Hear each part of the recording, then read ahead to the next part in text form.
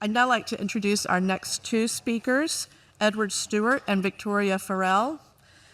Edward Stewart leads a team at Marsh within the energy and power practice. Marsh is a global company with over 45,000 employees across the globe. They have offices in more than 130 countries. Marsh is the world's leading insurance broker and risk advisor. They provide industry-focused brokerage, consulting, and claims advocacy services, leveraging data, technology, and analytics to help reduce their clients' total cost of risk. Edward Stewart's work is focused on supporting companies accelerating the clean energy transition, de-risking innovation, and protecting investments in new technologies and infrastructure. Victoria Farella is the other speaker that will be up here shortly. Victoria is a student. She is a junior studying environmental science on the quantitative energy systems track with a data science minor, interested in pursuing a career in renewable energy, focusing on economic opportunities, project implementation, and risk management. She has been an intern with UNC's Institute of the Environment's Cleantech Corner Initiative for the past 3 years and has begun an internship with the North Carolina Collaboratory researching effective strategies for North Carolina's energy transition. Victoria is also Chief of Staff of the Renewable Energy Special Projects Committee and a general staff member of UNC's undergraduate executive branch Department of Environmental Affairs. So please join me in welcoming Edward and Victoria.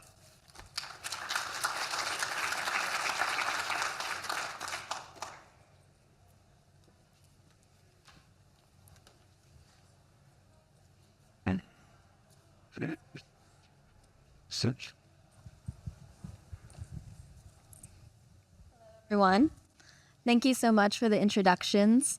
I'm here today with Mr. Edward Stewart from Marsh, a global leader in insurance risk and broking. And many of you are probably asking, how did I get up here today as an undergraduate student? And quite frankly, I'm still grappling with the fact that I'm up here right now in front of all of you.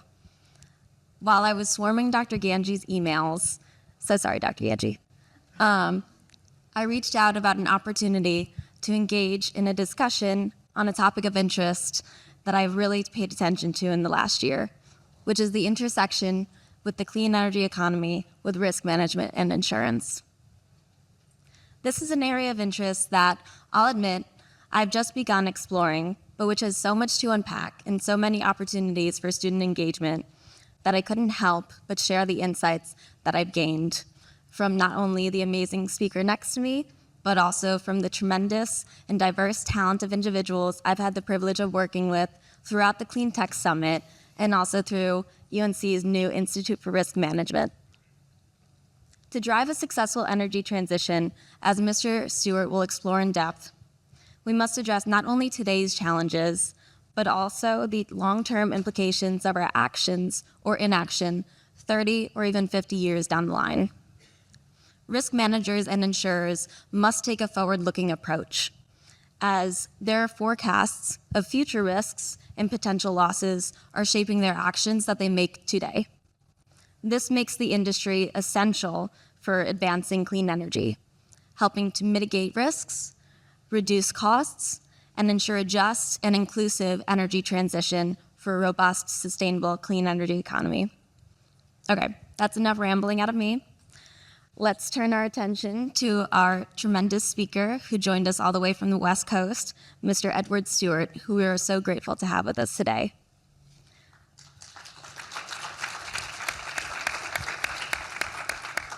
So I'd love for you to start by sharing a bit more about your background and specifically how you transitioned from the Royal Marines to a career in the risk management and insurance innovation space. What led you to pursue a career in this area? Thank you very much, Victoria, and especially for that incredible introduction. In advance, I'm sorry if I disappoint. So I guess I'll begin my story. I left school at 18 and you would describe it as enlisting as a Royal Marines Commando. And after 9 months of basic training, it was the longest military training of any force in the world. I'd fulfilled my childhood or career ambition at that time.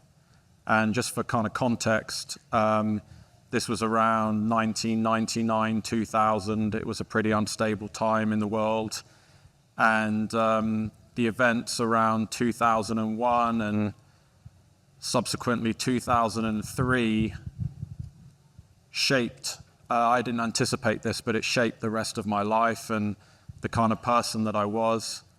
And at a very young age, I found myself in environments where I was making a lot of grown-up decisions that had real serious implications really early on. By around age 25, I'd realized that excitement, if you could believe it, wasn't enough. And so I left and immediately got hired as a security advisor, working often alone in very high risk, complex and challenging locations around the world, mostly looking after senior executives from the US and from Europe, advising on safety. And I did this for about 12 years. Like a cat who had 9 lives, I pretty solidly used up 7 or 8 of them during that time. And sequel to all this travel, I got married, was living with my wife in Los Angeles, and I had a moment of realization after a very long time in West Africa that career path probably wasn't going to be sustainable, and that I would probably be better served in an alternate career. I had absolutely no idea what that alternate career was, but in a phone call with a friend who I'd previously served with, who had become an underwriter at Chubb, he recommended that I look closely at the insurance industry. And I had never even looked at my home insurance policy or even read my car insurance policy when I was introduced to some very senior people at Marsh on the West Coast. And they, I guess, took a shining or a like to me and offered me a role as a producer at Marsh. And I remember that moment very, very vividly, being sat across the desk from the West Zone leader when he said, "We're thrilled to offer you this role." Instead of saying thank you, I said, "What does that mean?"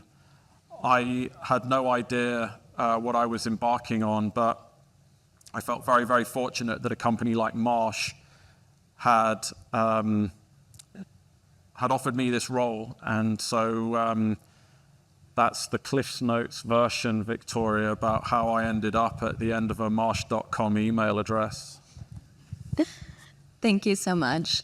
And from your experience, what makes approaching the clean energy transition through a risk management lens particularly advantageous? Yeah, so not only just the clean energy transition, but almost every business process or infrastructure project that ever has a shovel thrown in the ground needs insurance and risk management at the absolute epicenter of that project. Think of insurance as a deal enabler. Projects need money. Those investors need some assurance that they're going to get repaid. That assurance comes in the form of insurance.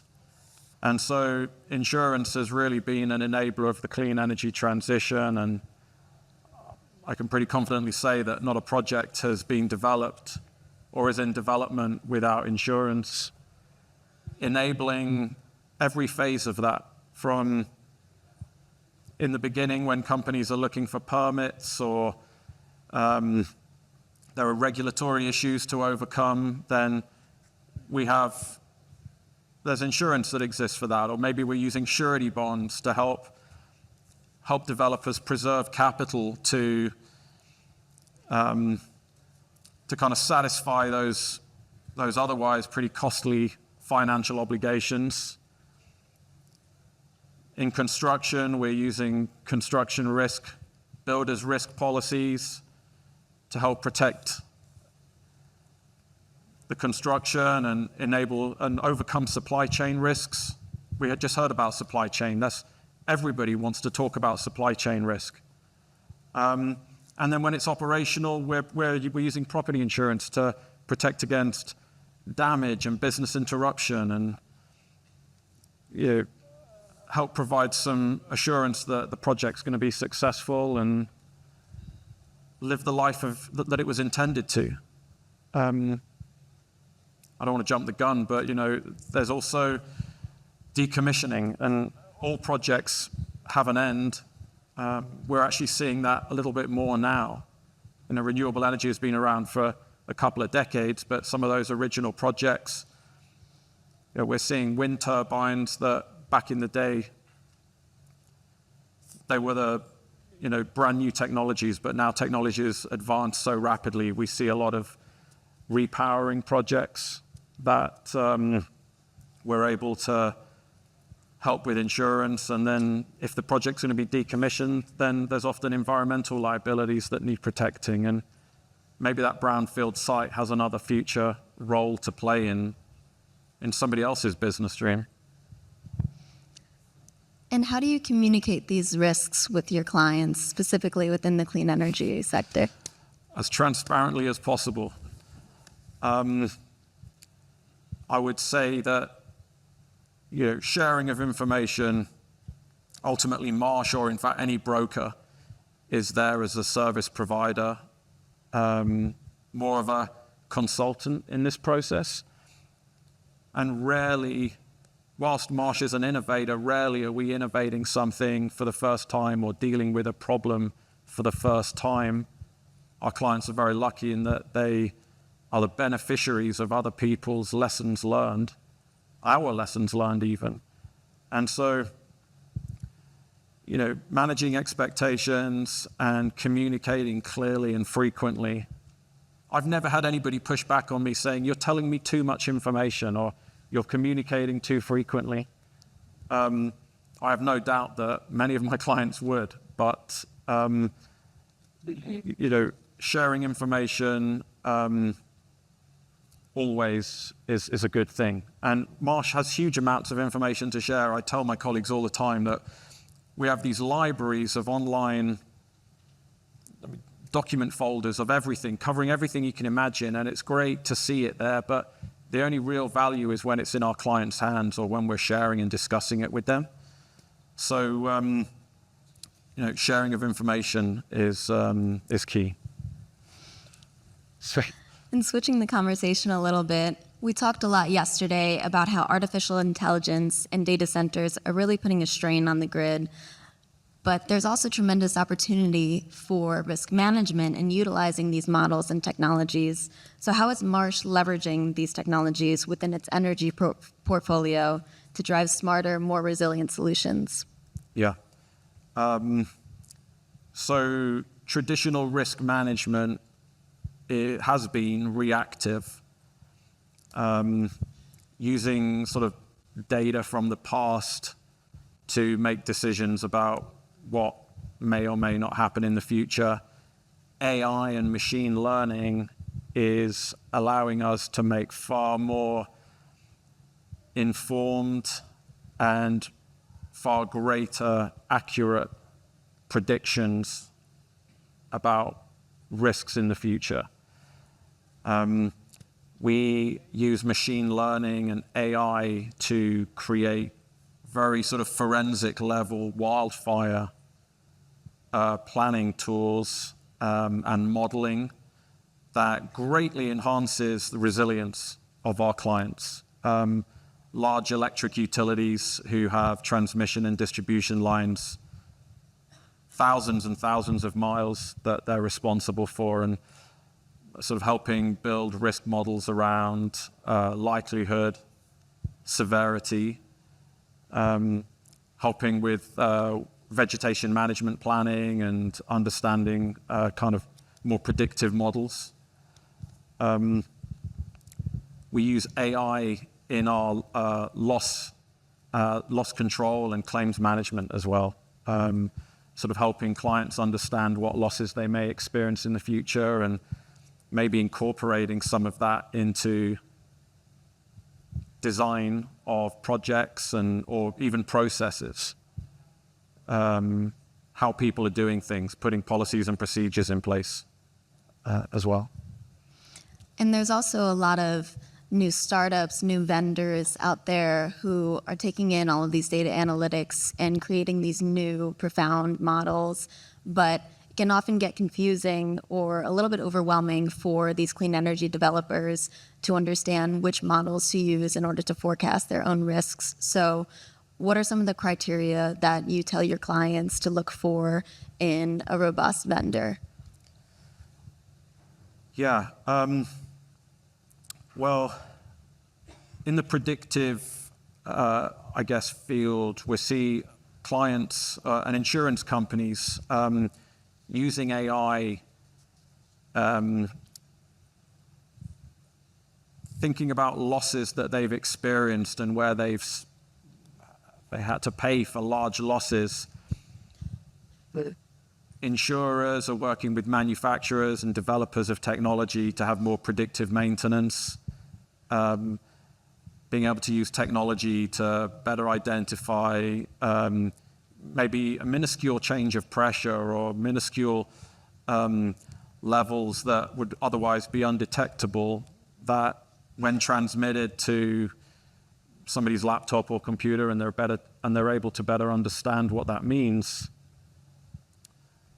action can be taken to maybe, if oil was leaking from a gearbox, for example, Victoria, and might otherwise not go noticed or might go unnoticed in between routine maintenance, if that loss was able to be detected as soon as it was beginning to occur and a repair and change was able to be effected immediately, and the overall loss, both the financial loss of repairing a broken gearbox, the human cost of having to deploy field teams and cranes and other expensive equipment, not to mention the sort of business interruption aspect of having to shut a unit down to repair it, means that there's maybe impact to a power purchase agreement. We see this increasingly, and it's a great idea, and absolutely why not.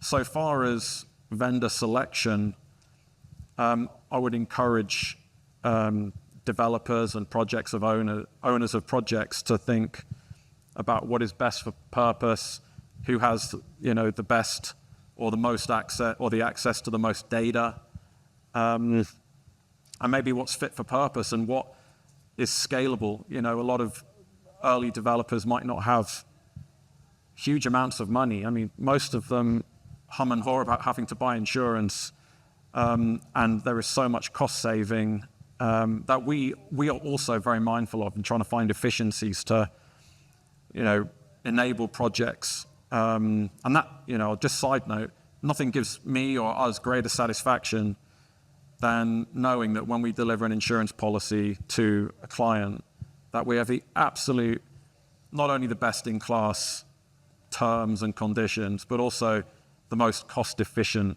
policy possible. I know it sounds counterintuitive to maybe hear an insurance broker say that they're trying to save you money, but that truly is the case.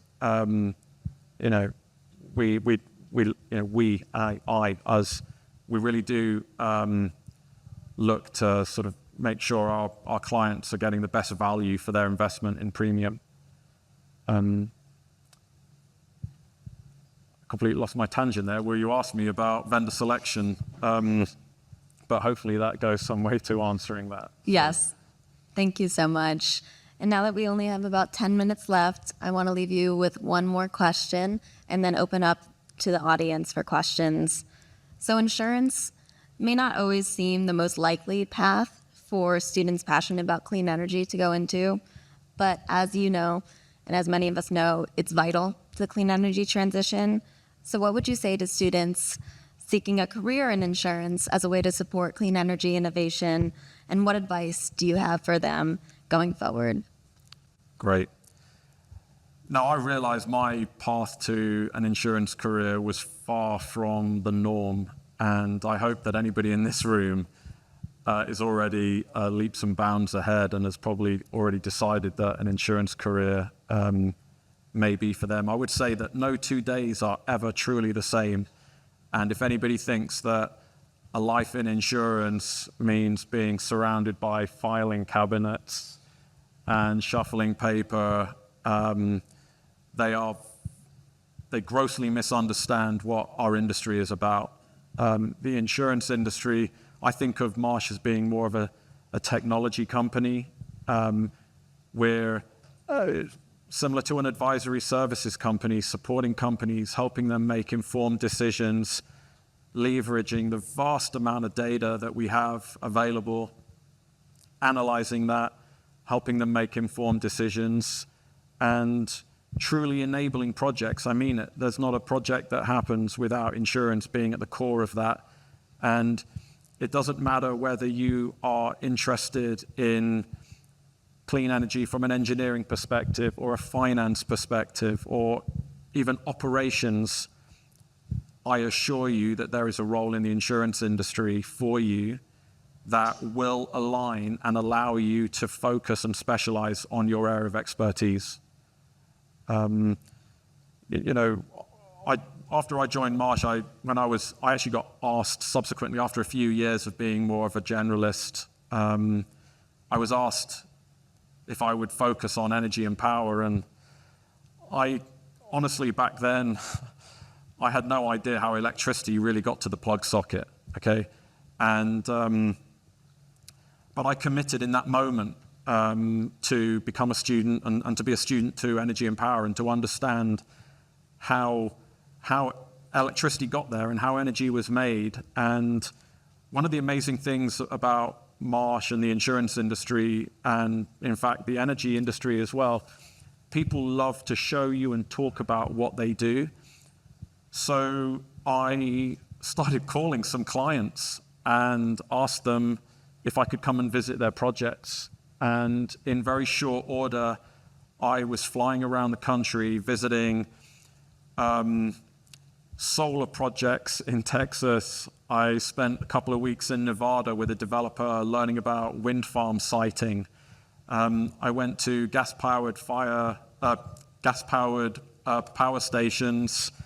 I learned about transmission and distribution. I went to Alaska and learned about hydro. And these were trips that Marsh was also, I was on the payroll, they were facilitating and enabling, and I have been extremely lucky in the last 8 years to have seen a phenomenal amount of this country, to spend time with all walks of people in amazing places learning about their industry, because, you know, if you truly understand what a company does and what they're trying to do and what they're trying to achieve, that is you are only able at that point to be able to give them advice and to better understand their problem and to find a solution. Because if you come at it thinking that everybody's the same, it will be the greatest mistake. Be curious and ask questions. Really sort of get under the skin of what a company does and what their future looks like and what they're trying to do, and what their sort of corporate aspirations are. Know the culture. And the paid travel is not a bad gig, just saying. I think we'll open the floor to questions.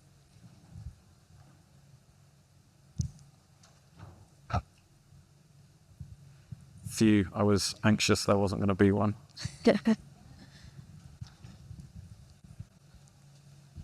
Hi, JP Moscarella. Fantastic talk, Edward. And I've done a little work. I'll call myself insurance adjacent over the years, most recently. Just the number of events is increasing, climate change, catastrophic events, billions and billions of dollars that need coverage. And I'm wondering, my question to you is, how does Marsh look at new policies like flood insurance in, Florida, or fire insurance in Southern California? Those are new markets or old markets with a big new problem. And I've done a little work in international, especially around adaptation and resilience. We talk a lot about mitigation, and I'm quite familiar with how wind farms get insured and all of that. But in terms of adaptation to climate change and trying to insure the types of risks, I've worked on parametric insurance in Indonesia, for example. Rainfall, if it falls below 50% of the annual rainfall, there's a payout to the farmer, and you create a sort of a micro-insurance product or an area yield insurance product. What's the thinking that goes into creating those insurance markets? Because one policy doesn't an insurance market make, right? And so insurance is really a risk transfer mechanism, if I understand it correctly. And I'm just curious, when you look at these huge exposure dollars, how do you think about creating new markets? Yeah. In climate, of course. In Climate adaptation. Yeah, we're dealing with fires, we're dealing with more flooding, there's either too much water or too little, droughts, right, for farmers and such. Yeah. Sure. Yeah. Whether you believe it or not, climate change is real, and severity and frequency of catastrophic events is only increasing. All right, history shows that. And whether it is stronger storm surges, more frequent and heavier rainfall, severe convective storms, wildfires, not only in California, but nationwide. These were also, I remember people saying, oh, we're heading into fire season. And now fire season is year-round. Fires happen all year round. Nowhere is exempt from fire risk. How the insurance market adapts for that, adaptations are made, and they take time. The insurance industry is very innovative, but decision making and getting markets on board with new capacity does take time. I don't want to speak for the entire industry, but just through my lens, perhaps, I would say that we are also a very resilient industry, and we will adapt and improvise and overcome. And where insurance markets have maybe left an industry altogether, or are perhaps there's some markets that are no longer served, right? So there's a market failure, like in certain national flood insurance programs. So perhaps in the future, in the same way that TRIA was enacted, terrorism risk insurance, it's a risk-sharing pool, if people aren't familiar with that. Maybe in the future, there is a fire risk sharing pool, and maybe the federal government perhaps provides a federal backstop, because for the power and utility companies in here and the developers who are maybe looking at wildfire insurance, those wildfire premiums are out of control. Sorry if there's any underwriters in here, but they are extremely expensive, and they are not getting any less. The limits are reducing, the terms are shrinking. But perhaps the federal government will perhaps in the future agree to provide a backstop to catastrophic loss. And I can tell you, there are mutuals that exist to protect their members, and there are also new risk-sharing pools where organizations are getting together to sort of spread the risk and increase their premium or their excess purchasing abilities.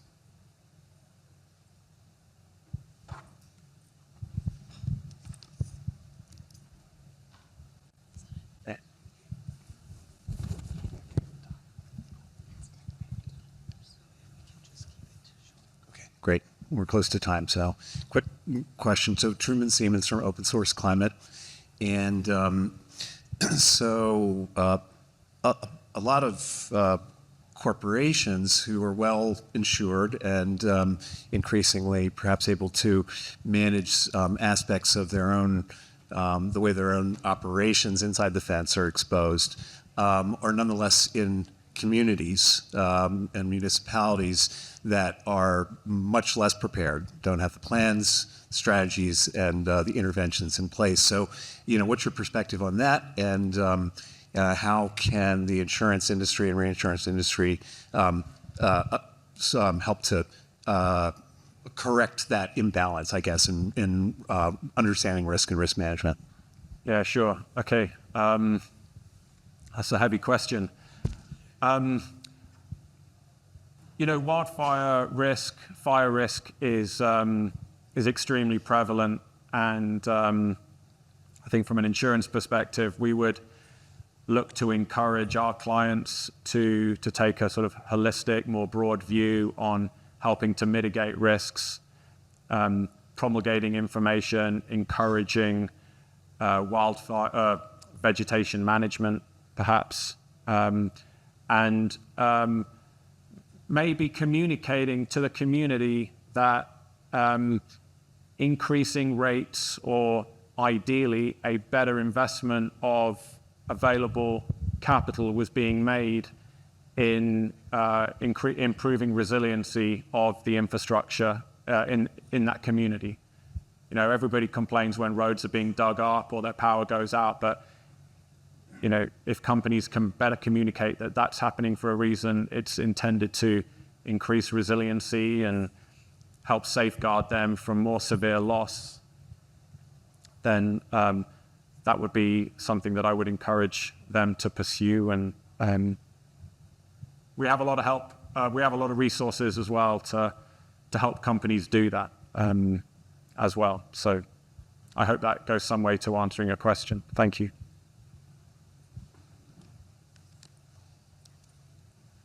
Thank you so much, and thank you so much for joining us today, Mr. Edward Stewart. Thank you, Victoria. They did it.